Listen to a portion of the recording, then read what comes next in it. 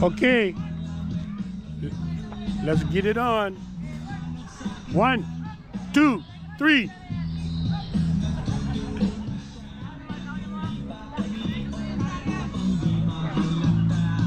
Hello, Mom. Good morning.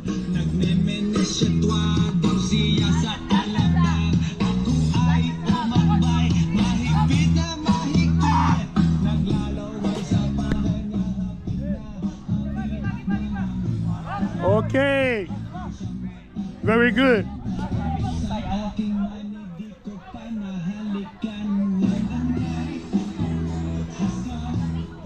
Bluefin Dragon boat. Is this like a racing boat? Yes. So you guys, Dragon boat. It's dragon boat. you guys race with this boat? Yes. Yeah. So you are what, practice? Yes. We're practicing for our next race. When is your next race?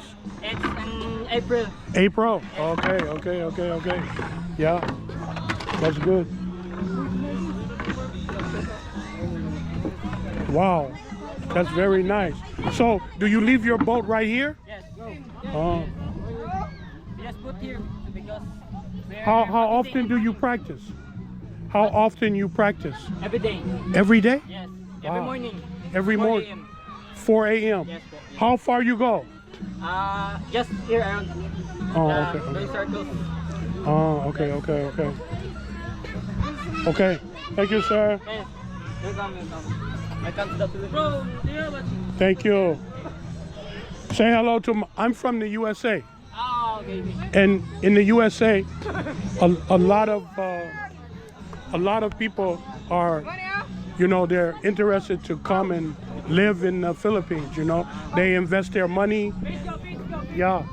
There are so many foreigners playing dragon boat. Yeah.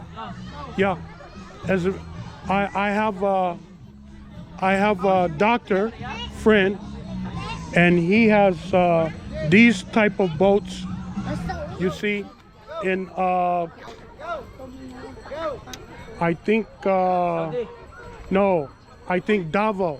Davao. Yeah, I think in There are Davao. so many teams there. Yeah, in Davao. Okay, my friend. Salamat, my friend. Salamat. Thank you. Maraming salamat. Walang anuman. Oh, wait.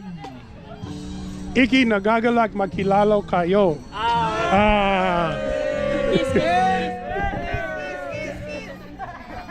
But usually